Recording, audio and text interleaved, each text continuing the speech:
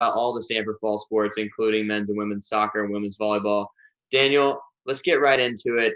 Talking about Stanford football, what do you see as Stanford's strength and Stanford's weakness, or at least their biggest strength, their biggest weakness in a potential Pac-12 spring season? Right now, the biggest strength is pretty clear, and I think we all know what that is.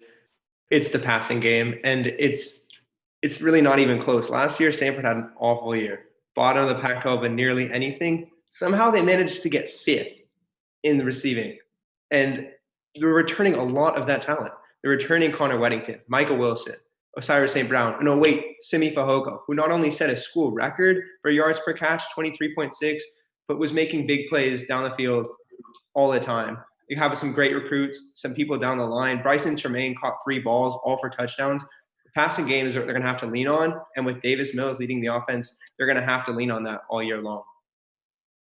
You know what? I love to disagree with you. It's kind of my goal in life is to disagree with Daniel, but I'm going to have a trouble disagreeing with you on this one because it is pretty clear that the wide receiver room is the strongest position group, at least on paper, coming into the season for Stanford. And I think you highlighted it with Simi Fehoko. I think Michael Wilson and Simi Fehoko is as good a 1-2 punch as we may see in the Pac-12, sans USC perhaps, because you got Wilson, who's a very reliable target, had 10 catches against Notre Dame at the end of the season. And then you complement that with your big play threat in Fehoko. And it's not just those guys. I mean, I think we're also going to see more from Connor Weddington. He's an all-purpose threat. You know, we may even see him line up at running back a little bit this season, but I'd love to see him get the ball more often on fly sweeps, little bubble screens, any way to get the ball in his hands because he's a playmaker. And I am really excited about John Humphreys, hearing great things about him. A big-time recruit and a guy that the people in the know in SoCal are saying he's even better than the recruiting ranking sites seem to place him at.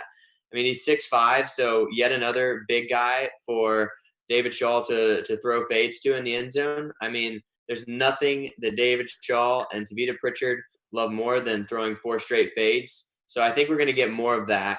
And very importantly, let's talk a little bit about this element of the passing game. I think that Davis Mills is going to have plenty of time because I'm a believer in the offensive line this year. I mean, you've got a lot of young talent that was pushed into action last season with the ridiculous number of injuries. I mean, it was basically all we were writing about at one point was how is the offensive line this injured? Well, now those guys, the one bright side is they got some experience last year. And assuming Walker Little plays, you've got maybe the best offensive lineman in college football anchoring that thing on at left tackle. So, I mean, what are your thoughts about the offensive line otherwise? Yeah, I think in the passing game, we're going to see a lot of improvement from the offensive line, especially if Walker Little plays, Foster Sproul on their side, potentially Drew Dahlman, who is a Pac-12, all preseason Pac-12 nod. That's a really strong group to start with, all that freshmen. But the craziest thing is they're returning 82% of their offensive line starts, but probably fewer of those guys are actually going to start because we don't expect Walter Rouse necessarily to start every game. He was a very, very good option there last year, but probably is going to have to move to left guard this year. But now we're starting to see some improvement, right? We're not starting a new front five every game. We're not putting in freshmen that have never seen field action against Walter Rouse that made his first start in the Coliseum week 2. That's crazy. That's how the line was all year. So I think in the passing game, we're going to see much, much improvement. And that's going to give Davis Mills what he needs to really go downfield because they're going to start making big plays. I think we're going to see a lot more of that. And then also a lot more dump off plays. They want to get even the running backs involved in the passing game because right now the run game is slow. It's not going to be what we've seen in the past from Christian McCaffrey and Bryce Love when he was healthy. It's going to be a much different run game. And I think Austin Jones is going to be a guy. I think he's going to be someone they're going to lean on in the run game. I think he is the best running back in that room. See how much they use him because they do like to divvy up their carries. I still think the benefit or the strength of this offense is the passing game, but what the running game can give us is going to tell us a lot about what this team's peak is. Man, you got me excited when you started talking about Walter Rouse. I love that guy. He's so high energy, such a nice guy. And the fact that he performed as well as he did, coming in as a 3-star recruit, having to make your first start in the Coliseum, and eventually having to play on an offensive line that had 6 guys available. That guy, he has it. Even if he is on the second unit, I think they're going to find ways to get him on the field as much as possible. And I think in the running game, I think that's a sneaky strength for Stanford this season, potentially, because we just talked about it. We believe in the offensive line. I think my biggest worry is whether or not Walker Little will opt out in the spring season because he's a first round guy almost no matter what. He doesn't have much to gain from playing this year. But I'm a big believer in Austin Jones and Nathaniel Pete. I think both of them showed a lot of promise last season. Both were, near top 100 recruits in the previous year. And I think, both were kind of in Cameron Scarlett's shadow last year. Because he was the fifth year guy. It was his turn, very reliable. I get why he got most of the carries, but there's a lot more upside in Pete and Jones. I think you're going to see more big plays. They're not Bryce Love, and hopefully we're about to see Bryce Love on Sundays again. But I do think you're going to see a much more productive Stanford offense than last season. But I'm a bright side guy. There's a lot of bad in this world going on right now. I just want to talk about the good. I'm afraid we can't, though, Daniel. We got to talk about weaknesses. What do you see as Stanford's biggest weakness this season? Well, it's probably the same thing it was last season, linebacker.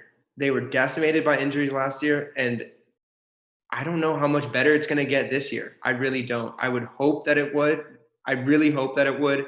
Jordan Fox has a lot of potential. Gabe Reed, maybe. Jacob Mingham, Farrar, and Ricky Maison, if healthy, can do a lot. But do we really believe that they're going to be healthy? Do we believe that they've made that much progress since we've seen them on the field last? I don't know. I really don't know. I trust Curtis Robinson. I think he's one of the better guys they got there. But linebacker is probably the weakness of the defense right now, weakness of the team right now. And if we look at what Stanford's done historically, that's what they need. And I think that's really going to hamper what they're able to do. Here's the scary thing. I think you could take any defensive position group and say it's a weakness right now. Particularly if you remove Paulson Adebo from the secondary. And once again, similar position to Walker Little in that he doesn't have a lot of incentive to play. He's almost certainly a top 2 round guy, likely first round pick, regardless of what he does this season. So you worry that a guy like that will choose to opt out, and of course would support him in that decision as well. But the rest of the secondary, a bit sketchy. I think Caillou Blue Kelly was good last season.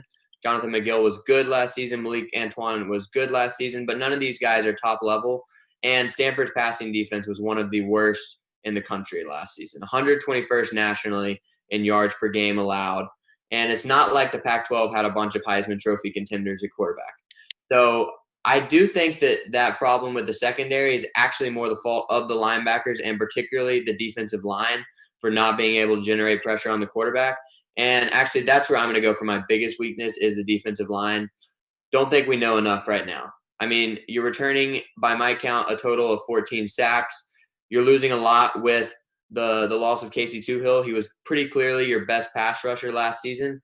We need to see more from Thomas Booker. We need to see more from Dalen Wade-Perry.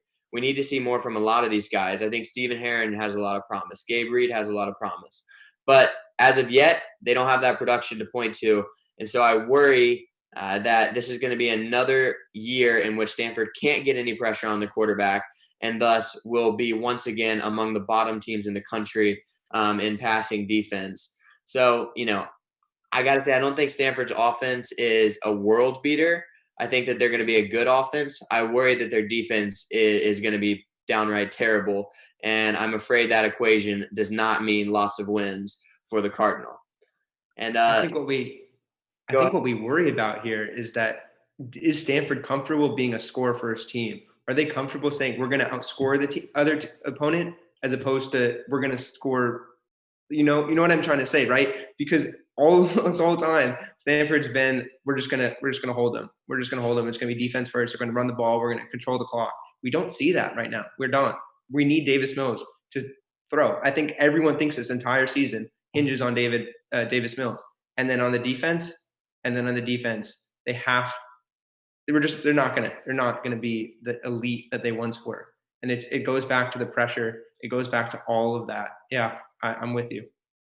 I think David Shaw is going to take that loss up at Washington State, in which Davis Mills threw for a school record in passing yards, over 500 yards, and yet Stanford still got blown out. I think that was the biggest confirmation bias event of all time in David Shaw's mind. He's like, see, I told you guys, if we actually throw the ball and try to get in a shootout, we're going to lose. This is not the Stanford way. And I think that was the worst thing possible that could have happened to Stanford. At that point, Stanford was still fighting for bowl eligibility, and he just said, "Light it up, Davis." I don't think it mattered what Stanford did offensively; they were going to give up a lot of points, but that was disappointing to see. And I think the truth is that kind of game, and like the kind of game Stanford won against Arizona earlier that season, that's how Stanford's going to have to win this season. I don't see the defense being any more than mediocre. So if Stanford's going to improve to a say above 500 team in a conference only schedule, it's going to absolutely have to be on the offense to put up a ton of points. And so let's transition to that right now, Daniel. Let's talk a little bit about Stanford's